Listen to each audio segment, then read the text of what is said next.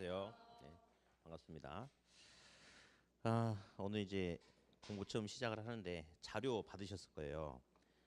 강의 계획표 한 장하고 그다음에 이제 어, 이게 목차 분석 이 두 장 받으셨을 텐데 강의 계획표는 이제 이대로 진행할 건데요. 계획은 계획이고 실제로는 약간 좀 차이가 있을 수 있는데 거의 맞춰서 갈 건데 뭐 크게 의미 있는 건 아니고 이제 수업을 시작하기 전에 아침에 뉴스 보니까 이렇게 우리나라에서 3대 명산을 이렇게 꼽아가지고 뭐 이야기를 하던데 3위가 어딜까요? 3위. 우리 3대 명산. 지리산, 지리산. 예. 2위는 그렇지, 설악산. 1위 물어보는데 월주산 하면 안 돼요. 1위는 어딜까요? 부동산이요, 부동산. 네. 그래서 1위가 부동산이에요. 그래서 오늘 배우는 과목이 이제 부동산 학개론이다라고 이렇게 이야기를 해요. 부동산 학개론.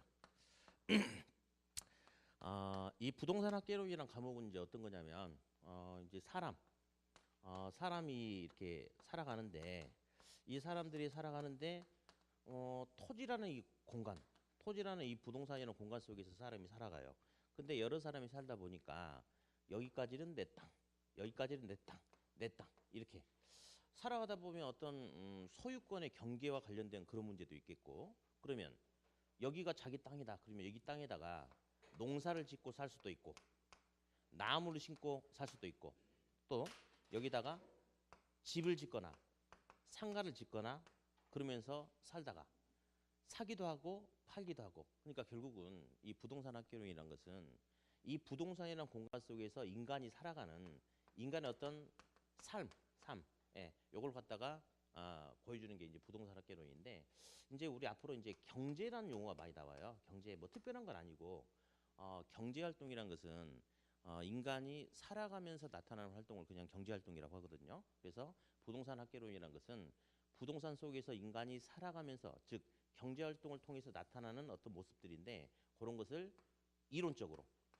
이렇게 표현해 놓은 것을 부동산 학개론이다라고 그렇게 그냥 이야기합니다. 뭐 거창한데 사실은 별거 아니고요. 예. 그래요. 그러면서 이제 우리가 살아가다 보면 이제 여러 가지 있겠죠. 뭐 소유권의 경계 문제도 따질 수도 있고, 다음 이 부동산이 과연 어떤 특성을 가지고 있는지도 알아야 될 테고, 또 부동산을 사고 팔려고 한다면 그냥 막연하게 사고 파는 게 아니고 요즘 시장 분위기 어떤지 살려고 하는 수요는 많은지 적은지 공급은 많은지 적은지 그런 수요 공급 속에서 또 요즘 시장 상황이 어떻게 달라지는지 우리 이제 경기 변동이라는 게 있어요. 그래서 경기가 좋기도 하고 나쁘기도 하는데 지금은 어떤 상황인지 이런 전반적인 내용을 쭉 이렇게 다뤄주면서 가는 게 부동산 학교용이다라고 그렇게 이야기를 하고요. 그다음에 이제 음, 앞전에 이제 28회 시험 보고 여러분들은 29회 이제 시험 응시생이잖아요. 그래서 앞전에 28회 시험이 과연 어떻게 구성이 됐고 우리는 어떻게 이렇게 준비를 해야 될지 한번 살펴볼 텐데 하기 전에 요거 하나 써볼까요? 조비인 편이란 말이 있어요. 네, 한번 읽어보세요. 시작. 예, 이게 무슨 말인지 좀 이따 알려드릴게요. 자, 보면 이제 시험이 우리 이제 1차 시험하고 그다음에 이제 2차 시험이 이렇게 이제 구분이 되잖아요. 그러면 1차는 부동산 학개론이라는 과목이 있고 그다음에 민법이 있죠, 민법. 2차는 뭐 공법도 있고 그다음에 공시세법도 있고 그다음에 중개사법도 있고 이렇게 하는데 이제 음, 합격을 하려면 1차도 합격, 2차도 합격을 해야 되는데 점수는 이제 1차만 따로 계산, 2차만 따로 계산해 가지고 과락 이렇게 상담하면서 들으셨을 거예요. 가락 없이 60점 이상만 맞으면 합격을 한다. 이렇게.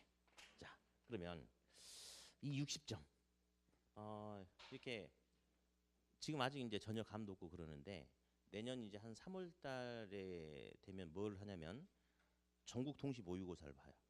그래가지고 매 월마다 이렇게 모의고사를 보는데 첫 시험 보고 나면 학생들이 멘붕이 빠진 이유가 60점. 우리 살아가면서 60점 밑으로 맞고 사는 학생들도 물론 있을 수 있겠죠. 뭐 초등학교, 중학교, 고등학교 때. 근데 거의 대부분의 사람들이 60점이라는 점수는 경험을 안 해본 학생들이 엄청 많죠. 근데 맨 처음 모의고사를 보면 문제가 어려워서 점수가 안 나오는 게 아니고 시간 내 문제 푸는 요령이라든지 패턴 이런 것도 잘 모르기 때문에 맨 처음 시험 보면 막 40점, 35점, 심지어 어떤 학생들도 있냐면요.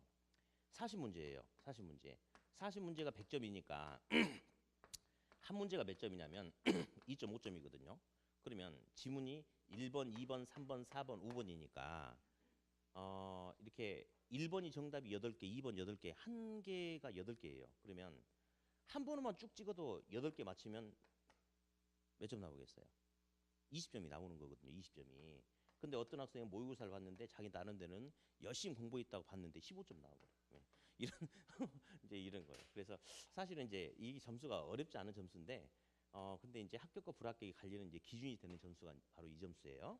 그런데 오늘은 우리 과목이 이제 부동산 학개론이니까 학개론만 가지고 앞전 시험 분석을 잠깐 한번 해보면 이제 혹시 여기 작년에 시험 그러니까 작년이 아니죠. 얼마 전에 이렇게 시험을 직접 보신 분도 있고 이렇게 말을 통해서 들으신 분도 계시겠는데 반응이 굉장히 다양했어요. 어떤 학생은 어렵다.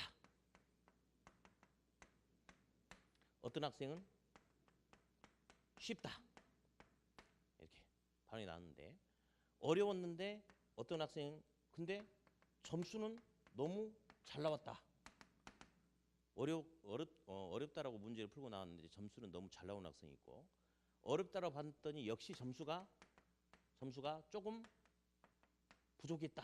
그래서 합격하지 못했다. 이런 학생도 있고요. 쉽다라고 봤는데 어떤 학생은 점수가 아주 우수하게 나오진 않고 60점 내지 65점 딱 걸려가지고 합격한 학생도 있고 쉽다라고 느꼈는데 점수가 안 나온 학생도 이렇게 다양하더란 말이죠. 그래서 이제 왜 이런 이제 여러 가지 반응이 나오는가 봤더니 일단 우리 부동산 학개론 같은 경우는 이제 경제 활동을 다루는 부분이기 때문에 계산 문제가 되게 많이 나와요. 그래서 이번 같은 경우도 옳은 것은 틀린 것은 고르세요라고 하는 문제가 29개, 사실 이제 30개죠. 30개 나왔는데 그 중에 지문 하나가 계산 문제에 관련된 거고 나머지 10문제가 계산과 관련된 계산 문제가 이렇게 나왔어요. 계산 문제가. 예.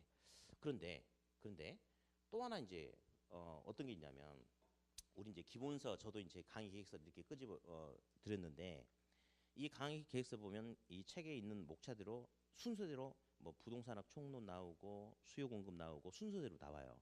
근데 어떤 시험은 보면 이렇게 1번부터 40번까지 쭉 나열하는데 1번, 2번, 3번이 부동산학 총론, 4번, 5번, 6번이 수요 공급, 7번이 경기 변동 이렇게 해가지고 우리 책에 있는 목차 순서대로 이렇게 시험 문제를 출제를 해주는 경우가 더 많아요. 근데 앞전 같은 경우는 그렇게 됐지만 앞부분을 막 섞어버린 거예요.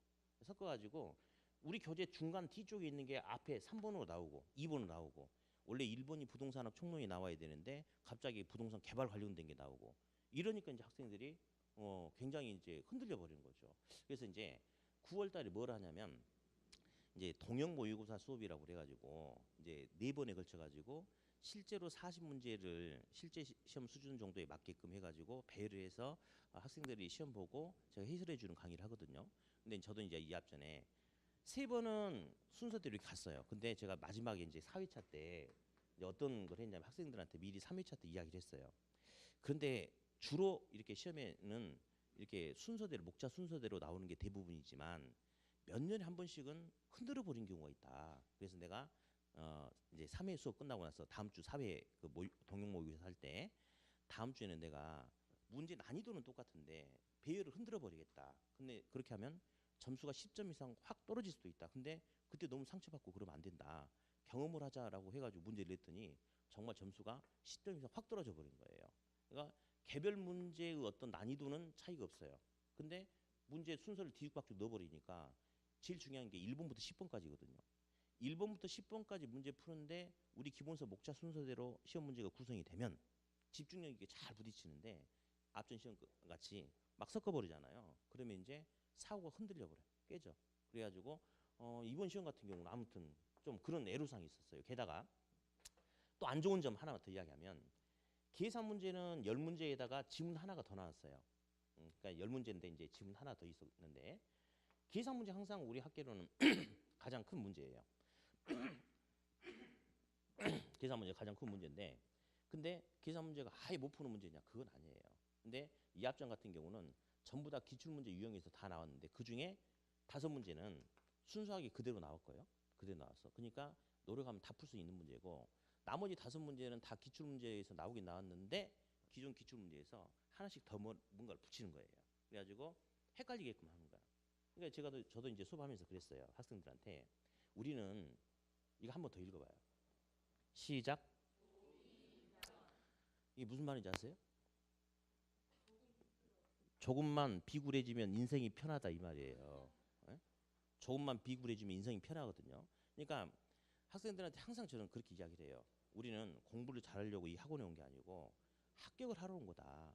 합격이 목표지 공부를 잘하는 건 의미가 없어요. 우리 보면 이제 시험 끝나고 나면 이제 한 달 후에 합격자 발표가 나오죠. 합격자 발표 나오면 합격자 모임을 해요. 근데 이렇게 공부를 하다 보면 처음 출발은 똑같이 했는데 나중에 점수가 벌어져. 그래서 이게 소득의 어떤 불평등처럼 격차처럼 어떤 학생은 점수가 뭐 90 몇 점씩 나오는 학생이 있어요. 근데 어떤 학생은 맨날 50점 원저리에 머무는 학생이 있거든요. 둘을 합쳐가지고 점수를 나눠주면 참 좋을 텐데 그건 안 되잖아요.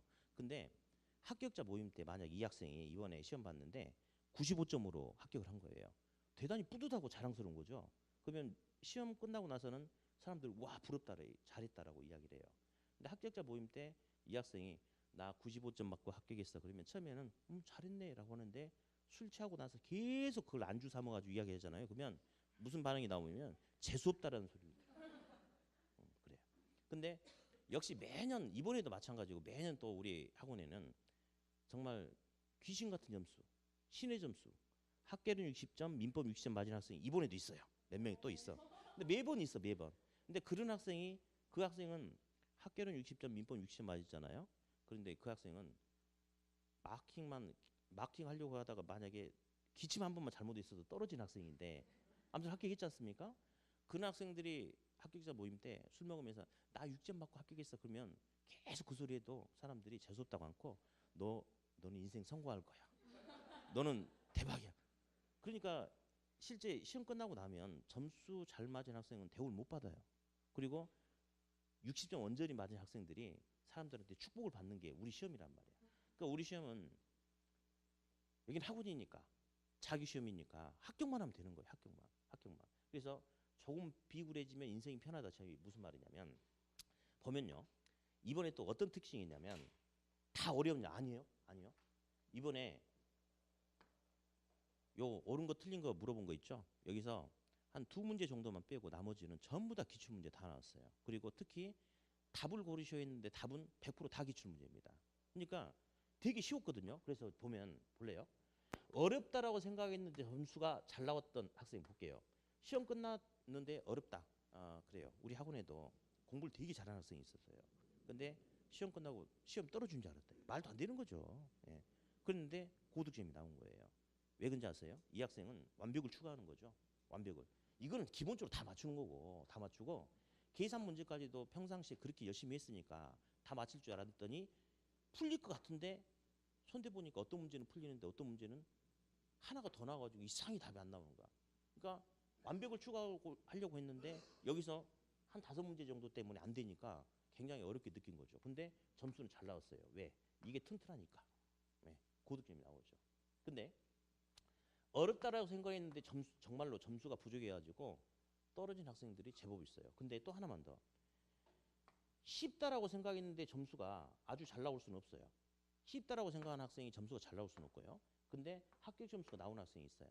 우리 옆에 학원에 우리 같은 계열 학원에 66세인가 되시는 어르신이 계세요. 근데 그분은 물론 이제 뭐 공부를 열심히 하신다고 했지만 좀 굉장히 불안하고 살짝 기대하지 않았는데 이분 합격하셨어요.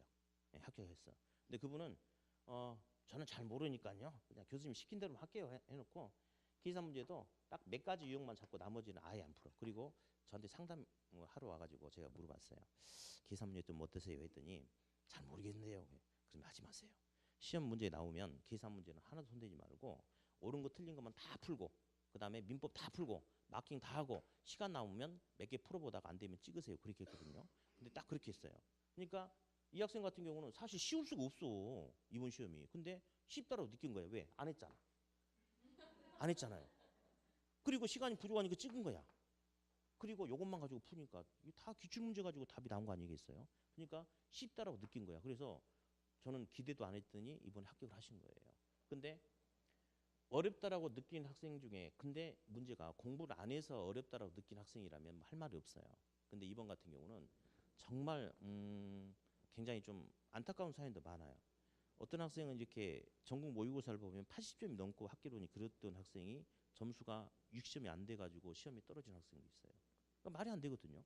근데 어떤 학생은 아까 이야기했듯이 맨날 뭐 50점 이 정도만 맞는데 합격한 학생도 있어. 어떻게 하느냐? 요령껏 해야지 요령껏. 아까 그 어르신 그분 같은 경우는 못하니까 못하는 거 놔두고 할 수 있는 거 가지고 먼저 해라. 그리고 나서 나중에 프로 보다가 뭐 시간 없으면 찍어라. 그러니까 쉽다로 느껴가지고 아무튼 이렇게 점수가 됐죠. 근데 이제 문제는 평상시에 공부를 잘했는데 이번 같은 경우도 저도 이제 그나마 면피가 되긴 된 것 같아. 마지막 사회 동영 모의고사 때 한번 순서를 흔들어 낼 수 있다고 해가지고 한번 보여주긴 했으니까 면피가 됐지만 아무튼 요령껏 해야 되거든요. 다 잘할 필요가 없거든. 근데 처음부터 끝까지 그냥 다 잘하려고 하는데 자기 능력에 맞게끔 상황에 맞게끔 해야 되는데 그렇지 않고 막 부딪히다 보니까 평상시에는 점수가 잘 나오는데 실제 봤더니 점수가 좀 부족해가지고 떨어지는 그런 안타까운 상황도 있었다. 그래서 이제 우리가 오늘은 뭐 이렇게 부담을 드릴 필요도 없고 가질 필요도 없고요. 다 합격할 수 있어요. 다 합격할 수 있는데 대신에 선생님 말을 잘 들어야 돼요. 여긴 학원이거든요. 공부를 잘하려고 공부를 하려고 오는 데가 아니고 합격을 하러 온 학원이기 때문에 철저하게 잔머리를 써가면서 합격에 맞게끔 접근해야 돼. 합격에. 그러면 항상 저는 이걸 이야기하고 싶어요. 기본. 뭐 누구나 다 기본에 충실하라고 하죠. 근데 우리는 60점만 맞으면 되거든요. 그러니까 기본에 충실하고 더 열심히 해라가 아니고 기본만 갖춰라. 그럼 된다 이거예요. 기본만. 난이도 상중하가 있어요. 난이도 상중하가 있는데 통상은 난이도 이게 상위 한 25문제 정도 아니 이제 25% 정도 25문제 아니겠죠. 예. 여기가 한 40에서 많이 나오면 50이 나오기도 하고 여기가 이제 한 한 35% 40 뭐 이 수준으로 나와요. 그런데 앞전 기출문제를 보면요. 30문제 옳은 거 틀린 것은 고르셔 해가지고 2문제 빼고 나머지는 답이 다 기출문제예요. 다 기출문제. 그리고 또 여러 번 나왔던 지문들이거든요. 완전 생사관에 이런 게 없어요. 그러니까 이번 같은 경우는 난이도 평가하기 되게 힘들어. 그래서 사실은 보면요. 난이도 하가 거의 60% 정도 가까이 정도 나와버린 것 같아요. 난이도 하가. 그리고 난이도 중 자체가 사실은 거의 없습니다.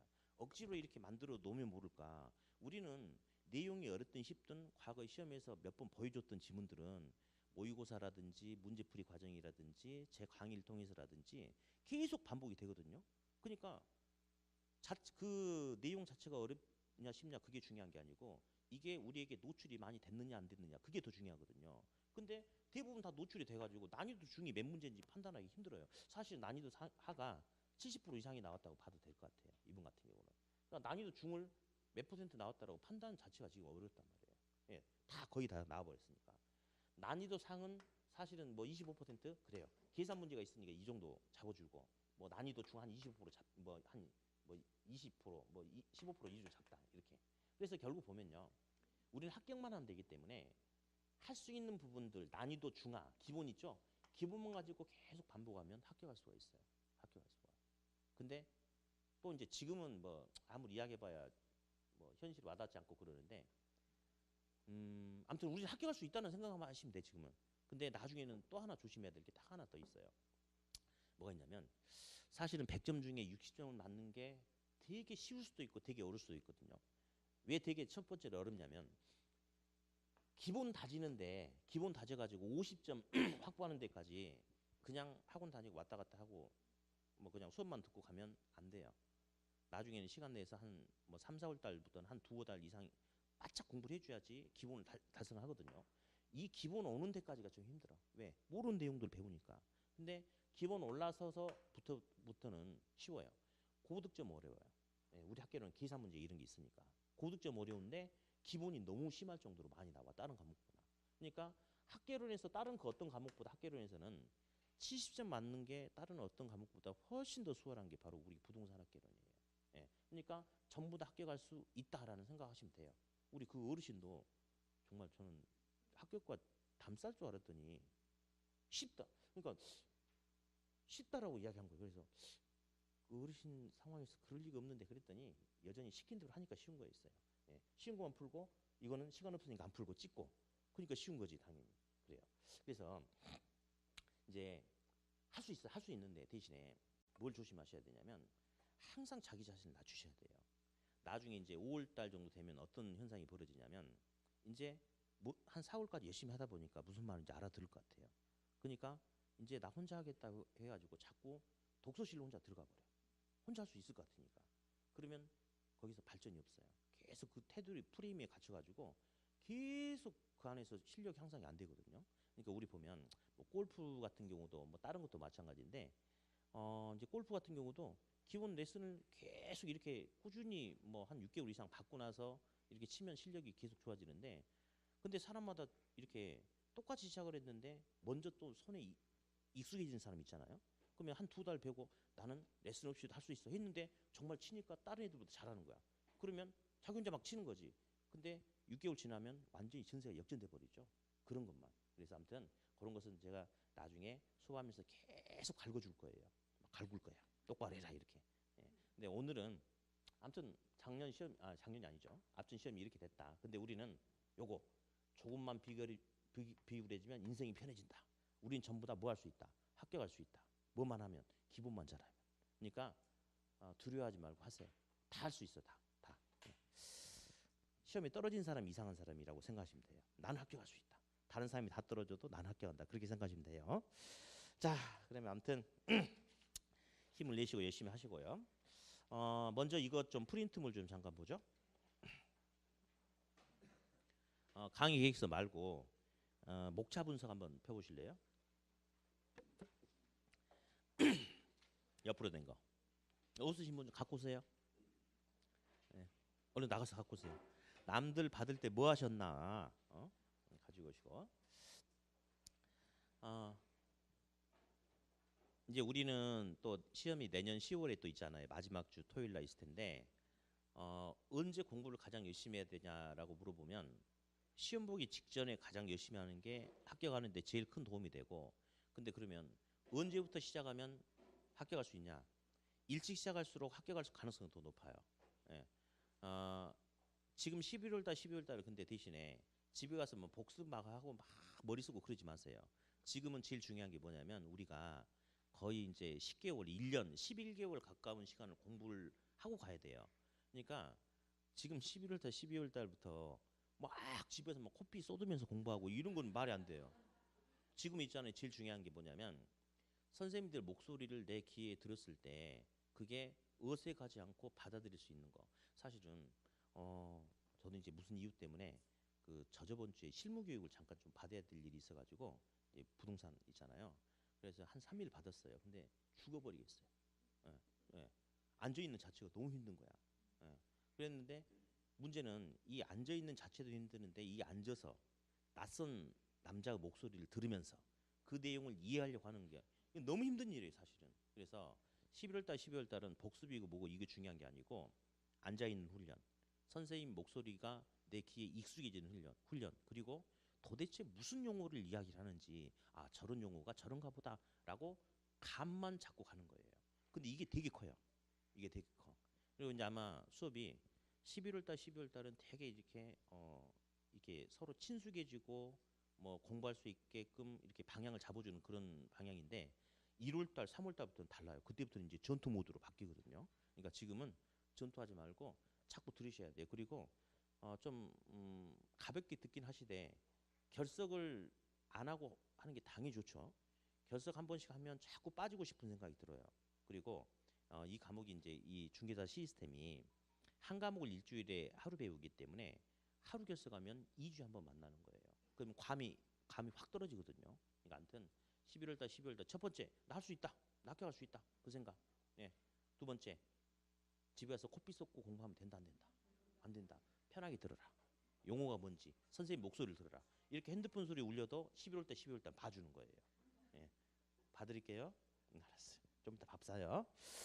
자, 아무튼 목차 분석을 통해서 과연 우리들이 공부해야 될 내용들이 어떤 내용인지 한번 그냥 읽어보자고 편하게. 먼저 첫 번째 보니까 이제 부동산학 총론이라는 게 나와요. 오늘 이 일부 내용도 할 텐데 여기는 이제 뭐냐면 과연 부동산학이 어떤 성격을 가졌고 부동산은 이렇게 뭐 이렇게 토지 같은 경우는 뭐 어떤 거는 토지 이름을 뭐라고 불러주고 어떻게 불러주고 예를 들어서 우리 택지라는 용어 있죠. 택지. 똑같은 토지인데 인간이 이 토지를 가지고 농사를 지으면 예, 농지가 돼요. 근데 이 토지를 가지고 형질 변경해서 건축물을 건축하면 예, 택지가 된다. 그래서 그런 것들을 배우는 내용들이 있고 우리 주택도 있죠. 뭐 단독주택도 있고 공동주택도 있는데 뭐 공동주택에는 아파트도 있고 연립, 다세대, 기숙사 등이 있다. 아파트는 어떤 게 되면 아파트냐? 5층 이상이면 아파트야. 연립주택은 4층 이하인데 연면적이 660제곱미터 초과야. 그런 것들 다루는 내용들이 있고요. 또 토지는 과연 어떤 특성이 있느냐? 우리 보면요. 항상 안 빠지고 시험에 나오는 게 부증성. 오늘 제가 이것도 좀 이따 설명해 드릴 거거든요. 토지는 절대 그 물리적인 양이 증가되지 않는다. 부동성, 토지는 움직이지 않는다. 이런 것들 다루는 게 부동산의 총론인데 시험은 이제 세 문제 정도, 네 문제. 적게 나오면 한 두 문제가 나온 적도 있는데 기본적으로 일단 한 세 문제 나오는 것 같아요. 그리고 이 자체에서 세 문제인데 또 다른 영역에서 같이 살짝 터치해 주는 부분이 있거든요. 그래서 한 세 문제 또는 뭐 네 문제 정도 나올 수도 있다. 여기는 오늘은 뭐 이렇게 그냥 들어보는 건데 절대 틀리면 안 돼요. 다 난이도 하야. 그리고 이거 말고도 틀릴 게 너무 많아요. 그러니까 부동산학 총론 파트는 절대 틀려서는 안 되는 그런 부분이 되겠어요. 다음 이제 오른쪽 두 번째 보니까 부동산 경제론이 있는데 처음에 공부하다 보면 학생들이 수요 공급을 되게 좀 어려워하죠. 그래 어려울 수 있어요. 수요 공급이. 근데 이걸 아셔야 돼. 어떤 파트든지 다 쉬운 게 있어요. 다 쉬운 게 있고 다 어려운 건 없어요. 이제 우리 좀 이따 이제 책을 보면 어려운 부분 해가지고 뭐 부동산 투자 이론 뭐 이런 게 나와 있는 게 있어요. 근데 투자 이론 같은 경우도 어려운 게 있고 쉬운 게 있고 또 예를 들어서 나중에 또 보면요. 그 토지 임대를 지대라고 그래. 지대. 뭐 지대 이론 이런 게 있거든요. 항상 나오는데 거기는 무조건 다 쉬워. 무조건. 근데 보면 수요 공급 파트 같은 경우는 한 문제 정도가 약간 공부가 좀 덜 된 학생들은 발목을 잡을 수 있는 그런 문제가 있고 나머지는 쉬운데 수요 간단해요. 그냥 공급. 자, 수요는 있잖아요. 어떤 물건이 있는데 물건의 가격이 있을 거 아니에요? 어디? 가격이 싼 걸 좋아해요? 비싼 거 좋아해요? 아니야. 그렇게 대답하면 안 돼. 수요와 공급이 있어요. 상대적이죠. 예. 돈 주고 살려는 사람은 가격이 싼 걸 좋아하죠. 가격이 싸면 더 많은 양을 살려고 합니까? 싸면 더 많이 살려고 하죠. 비싸면 덜 살려고 하고. 그죠? 반면에 공급자는 물건을 넘기고 돈을 받는 사람이잖아요. 이 사람은 가격이 비싸면 더 많은 양을 공급하고 가격이 싸면 공급량을 줄이려고 하겠죠. 그렇죠? 그냥 그거 가지고 이야기하는 거예요. 그래서 한마디로 소비자는 싼 거 좋아하고 공급자는 비싼 거 좋아한다. 그런 논리를 가지고 따지는 게 이제 수요 공급이다라고 그렇게 이야기를 하고요. 다음 큰 2번 보니까 인플레이션 있죠. 인플레이션. 자, 인플레이션은 용어를 한번 들어보셨을 거예요. 용어. 물가가 오르는 거. 물가가 오르는 것을 인플레이션이다라고 그렇게 이야기하고요. 다음에 세 번째 보니까 이제 부동산 경기란 게 있죠. 부동산 경기. 항상 시험에 나오는데 앞전 시험만 살짝 한번 빠졌는데 이거는 이제 뭐 거의 뭐 시험 15번 보면 14번 나오는 거니까 무조건 나온다 보는 건데 아무튼 부동산 경기. 자, 경기가 좋기도 하고 나쁘기도 하고 좋기도 하고 나쁘기도 하고는 이런 흐름이 반복된대요. 그래서 이런 걸 가지고 이제 경기가 좋을 때는 시장에서 어떤 모습이 나타나는지 경기가 나쁠 때는 어떤 모습이 나타나는지 이런 걸 다루는 것을 경기 변동이다라고 그렇게 이야기하고요. 네. 아무튼 여기서는 시험 문제가 최소 5문제에서 8문제 정도까지 출제가 되니까 상당히 이제 비중이 있다라고 그렇게 보시면 되겠고요. 네. 어디 옆에 부동산 시장 이론은 밥이에요. 밥. 예. 단 한 문제도 틀려서는 안 되는 이렇게 쉬운 부분, 쉬운 부분. 그래서 부동산 시장은 어떤 특성이 있고 어떤 기능을 갖고 있으며 뭐 이런 것들이 있는데 예를 들어서 이제 부동산 시장 중에 어, 완전 경쟁 시장이란 말 들어보셨죠? 그렇죠? 그러면 우리 현실의 시장은 완전하지 않은 시장이거든요. 근데 그러면 우리가 배우고자 하는 시장은 무슨 시장이냐면 부동산 시장이에요. 부동산 시장. 그러면 부동산 시장은 완전할까요? 불완전할까요? 그렇죠. 불완전하다고 대답하세요. 불완전한 시장이 부동산 시장이에요. 그래서 이제 두 개를 비교를 시킨대. 그럼 예를 들어서 완전 경쟁 시장은 모든 정보가 완전히 다 공개되어 있는 시장이 완전 경쟁 시장이다. 그러니까 지나가 버린 과거, 오늘 벌어지는 현재, 내일, 모레, 1년, 10년 후 미래에 나타날 수 있는 미래의 정보까지 모든 정보가 완전히 다 공개되어 있는 시장을 완전 경쟁 시장이다라고 하는데 어디? 그러면 우리 현실의 부동산 시장은 모든 정보가 다 공개되어 있나요? 아니죠, 아니죠. 그러니까 우리 현실의 부동산 시장은 모든 정보가 공개되어 있지 않은 완전히 아닌 무슨 시장이다. 불완전한 시장이다. 이제 이런 식의 표현합니다. 예, 이런 식의 표현. 그럼 이제 어디? 우리 앞으로 초과 이윤이란 말이 엄청 많이 나와요. 초과 이윤. 그러면 정상 이윤이란 말도 있거든요. 어디? 정상 이윤은 굳이 설명하지 않더라도 대충 감오죠. 예, 정상 이윤. 남들이 버는 만큼 나도 똑같이 벌어. 그런 개념을 정상 이윤이라고 그래요. 그럼 초과 이윤은 남들보다 더 많이 챙겨갈 수 있다. 이게 초과 이윤 아니겠어요? 그렇죠? 어디?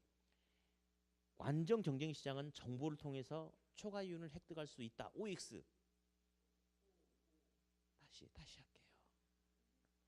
그래요. 우리 합격을 해야 되는데 해야 되는데 그래요. 이제 11월 달, 12월 달이잖아요. 제가 원래 성격이 조금 요만큼 까칠해요. 오늘 보는 모습이 제 본 모습이라 생각하시면 안 돼요. 만약 오늘 첫 수업부터 막 똑바로 하세요 막 이러면 환불 하고 나가버리면 안 되니까 내가 그러는데 자 볼게요. 자 완전 경쟁 시장은 모든 정보가 다 알려져 있어요. 그 말은 나만 정보를 다 알고 있는 게 아니고 이 시장에 있는 모든 사람들이 모든 정보를 다 알고 있다는 거야. 그러면 어떤 정보든 남들보다 특별히 알고 있는 특별한 정보가 있어요, 없어요? 없죠. 이번에 틀리면 수업 이제 그만해요. 완전 경쟁 시장은 정보를 통해서 초과이윤을 획득할 수 있다. OX. X지. 말 안 되지. 남들이 모르는 정보가 없으니까 남들보다 더 많은 이익을 가져갈 수가 없어요. 그런데 우리 부동산 시장은 과거, 현재, 미래 모든 정보가 반영돼 있는 건 아니에요. 과거나 현재의 정보는 반영이 돼 있지만 공표되지 않은 미래의 정보는 모르는 시장이잖아요. 아직. 그러면 이 부동산 시장에서는 아직 공표되지 않은 내부의 미래의 정보를 통해서 초과 이윤을 획득할 수 있다 없다. 있다. 이런 것들을 다루는 것이 바로 이제 부동산 시장 앞쪽에 그런 부분이고요. 다음 두 번째 이제 시장 분석이 있는데 주택 시장은 어떤 특징이 있냐? 주택은 싸요, 비싸요? 싸요? 한 잔 마셔야겠다. 그렇게 대답할 수 있죠. 돈이 많은 사람들은 껌값이지 뭐 그까짓 거 4억 5억 뭐 껌값이 뭐 이렇게 할 수도 있을 수 있겠으나 주택은 이제 우리가 살아가면서 지출하는 어떤 부분 중에 상당히 많은 부분을 차지하죠. 그래서 주택은 비싸죠. 그러니까 우리 시험에 항상 시험에 나오는 게 있어요. 대출 관련된 거, 이자율 이런 게 항상 시험에 나오거든요. 왜? 부동산은 고가니까. 그러면 부동산 같은 경우, 주택 같은 경우는 고가니까 내 돈만 가지고 뭔가를 사거나 뭐가 하기가 힘드니까 타인의 자본을 끌어 쓰잖아요. 그러니까 부동산 금융이 우리 시험에 엄청 중요한 어떤 그런 부분을 차지하고 다음 사회성 공공성이란 말이 있을 텐데 옆에 그 말도 우리 시험에 앞으로 많이 등장할 거예요. 우리 자 볼게요. 토지를 사면 토지를 소유할 수 있는 권리가 주어져요. 토지 소유권이 주어지는데 토지를 소유할 수 있는 권리는 이런 말이 있어요. 절대적 권리, 소유권과 상대적 권리다란 말이 있어요. 자, 절대적 권리는 절대적으로 이것은 남의 간섭 없이 내 거다. 이게 절대적 권리예요. 상대적 권리는 내 거지만 남한테 피해를 주지 않는 상황에서 이용해야 된다. 즉 내 거지만 정부가 공공의 이익을 위해서 규제할 수도 있다. 어디? 굳이 설명 없다 하더라도 우리 현대적 관점에서 토지의 소유권은 절대적 권리를 인정할까요? 상대적 권리를 인정할까요? 응? 이거 권리 인정 안 해요. 다시 우리 애한테 제가 100원짜리 사탕을 하나 줬어요. 그러면 이 사탕이 이제 우리 아이한테 소유권이 주어진 거죠. 그러면 우리 아이가 이걸 길 가면서 먹는데 입에 넣자마자 바로 10초 만에 씹어서 먹어도 누가 뭐라 하지 않아요. 1시간 동안 빨아서 먹어도 누가 뭐라 하지 않아요. 왜? 이 사탕에 대한 절대적인 권리는 우리 아이한테 있으니까. 그게 절대적 권리예요. 근데 여러분들 아직 공법이 뜨거운 맛을 안 봐서 그러는구나. 공법이 왜 있는지 아세요? 왜 여기는 뭐 무슨 용도 지역이 뭐다, 여기는 뭐다. 그러니까 여기서는 이런 건 되고 안 되고 여기는 4층까지만 되고 되고 안 되고. 왜 규제한지 알아요? 우리 땅이 있잖아요. 무한정 많으면 그냥 네 멋대로 쓰세요라고 그냥 놔두는 거예요. 근데 토지는 한정돼 있는데 인간의 숫자는 자꾸 늘어나. 그러다 보니까 내 땅인데 나만의 이익을 위해서만 써버린다면 전체 주변 사람들의 이익을 해칠 수가 있죠. 그러니까 정부가 나서가지고 야, 안 돼, 안 돼. 네 건 줄 알아. 그렇지만 너만을 위해서 너의 이익만을 위해서 이용하다 보면 다른 사람에게 피해를 줄 수도 있지 않겠냐. 그러니까 너는 네 토지를 이용하되 우리 모두가 두루두루 다 잘 살아야 되는 그 틀 내에서 공공의 이익을 해치지 않는 범위에서 이용해야 돼. 그래서 내가 나서서 규제해 줄게. 여기는 이건 하고 이건 안 돼. 여기는 몇 층 이상은 안 돼. 라고 하는 거예요. 그럼 보세요. 절대적 소유권은 인정하면 돼야 안 돼? 안 되겠지. 그래서 무슨 소유권만 인정한다? 상대적 소유권, 상대적 권리만 인정한다. 예, 그런 것들을 이제 가지고 이제 하는 게 그걸 갖다가 사회성 공공성이라고 그래. 그래서 부동산에는 사회성과 공공성이 있기 때문에 절대적 권리를 인정하지 않고 상대적 권리만 인정한다. 그러니까 정부가 시장에 개입해서 개인의 어떤 소유권 행사에 제한을 가할 수도 있다. 이제 그런 식의 표현들을 많이 쓸 거예요. 사회성, 공공성 그렇게. 다음 이제 주거분리 여과작용이란 거는 자 우리 소득 있어 소득.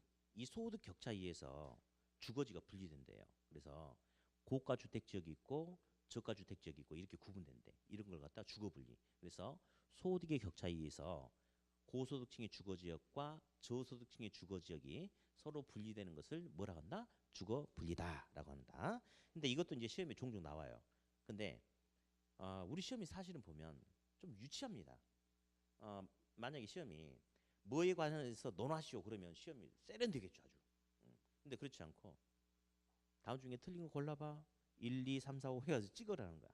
그러니까 자꾸 말도 안 되는 오답을 이렇게 만들어내거나 정말 중요하지도 않는데 헷갈리게끔 하는 그런 부분들. 그러니까 지금은 우리가 그런 부담을 가질 필요 없는데요. 나중에 5월 달부터 가면 이제 문제도 같이 섞어서 이렇게 수업을 하거든요. 그럼 그때는 우리 시험은 철저하게 특히 학교로는 오답 찾기 훈련이 잘 돼야 돼요. 오답 찾기 훈련. 예. 그래서 한번 우리 연습 한번 해볼까? 1년 내내 헷갈리는 거야. 이게 참나. 볼게요. 어디? 여기는 저소득층 주택지역이고 그러니까 이게 시험이 어려워서 틀리는 게 아니고 말귀를 못 알아보니까 틀리는 거거든요. 우리 시험이 그래. 진짜 그래. 그러니까 공부를 잘하고 머리가 좋아야지 학교가 절대 아닙니다. 제가 그 아까 그 어르신 이야기 했잖아요. 그분은 뭐 이제 본인 말은 내가 소식 공부를 좀 했어야 하는데 그렇지 않고 운동만 하셨거든요. 그 이제 씨름 선수 해가지고 그러니까 공부하고는 담싼 머리인데 근데 그분은 학원 다니면서 되게 이렇게 재밌으시대요. 왜냐면 내가 나이가 60이 넘는데 나를 형님 해주고 오라버니 해주고 이런 되고 이렇게 좋은데 어딨냐 그래가지고 거의 결석을 잘 안 하세요. 그래가지고 학원 나오는 게 제일 재밌대. 그래 나와가지고도 지갑을 이렇게 많이 열죠. 그러니까 이제 많이 붙는 거죠. 아주 인기 짱이거든요, 그분. 아무튼 그러니까 그분처럼 끈기 가지고 그냥 아는 것만 가지고 하면 되는 거지. 머리가 좋아야지 학교 간다? 절대 그런 거 아닙니다. 자, 한번 해볼게요. 여기 A라고 할게요. 여기는 저소득층 주택 지역이에요. 저소득층들이 살고 있는 주택 지역 여기 이렇게 A. 다음 여긴 B라고 할게요. 여기는 고소득층들이 살고 있는 고소득층 주택지역이에요. A가 뭐라고요? 저소득층 주택지역. B는 그런 건 안 물어봐요. 안 헷갈리잖아. 그럼 이제 어디를 물어보냐면 경계를 물어보네. 경계. 자, 빨간색. 이 빨간색. 빨간색을 뭐라 불러주냐면요.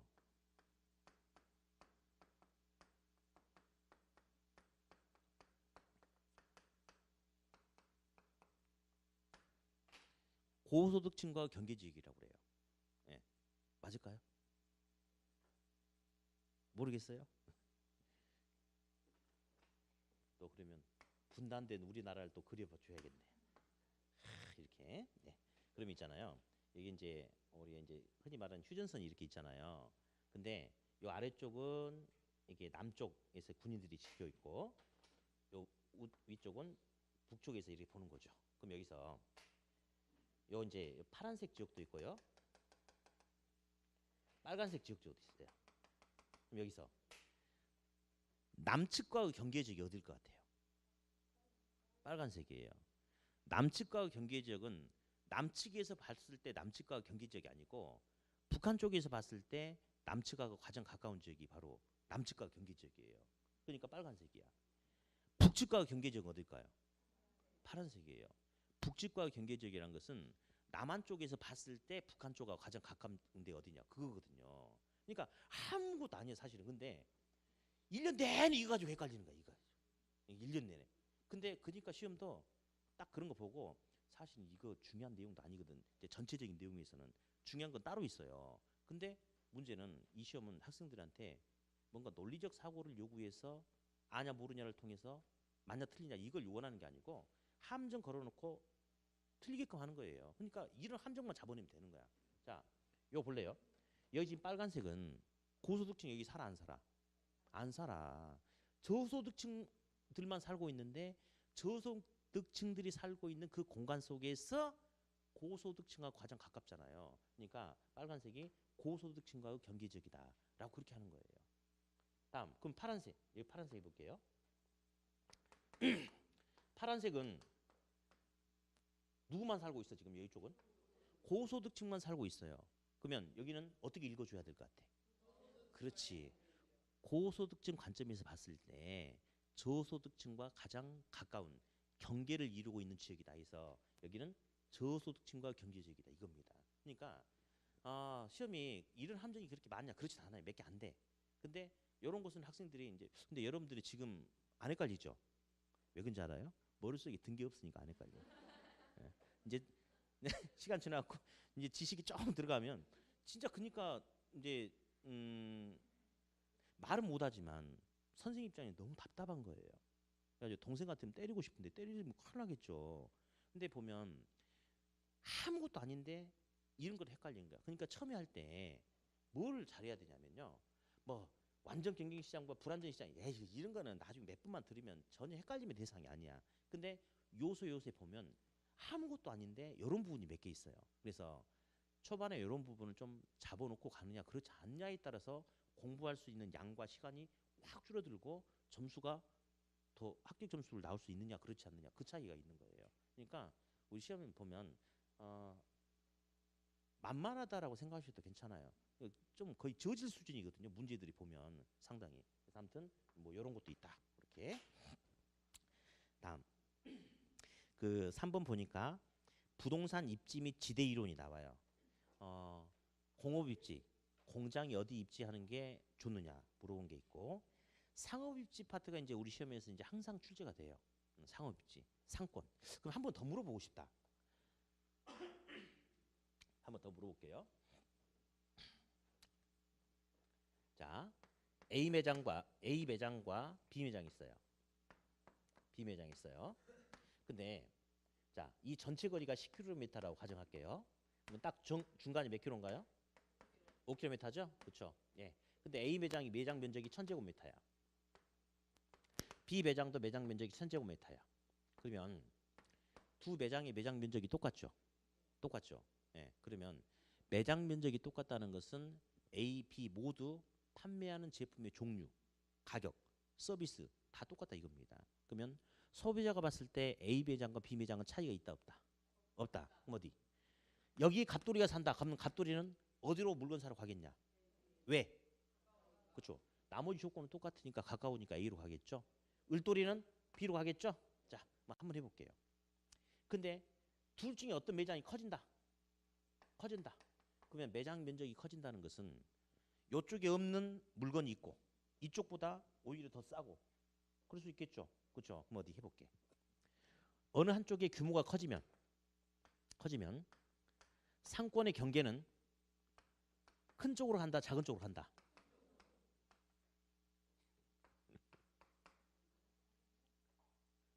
이거예요. 그러니까 이것만 그러니까 이런 자 볼래요? 근데 우리가 사실 볼게요. 왜 그러냐면 지금 이 상태에서는 A의 상권 이만큼이고 B의 상권 이만큼이죠. 둘이 맨 처음에 아까 똑같을 때는. 그죠? 근데 갑돌이는 그러면 A로 갔잖아요. 그죠? 근데 B 매장이 커졌어요. 4천 제곱미터로 커졌어.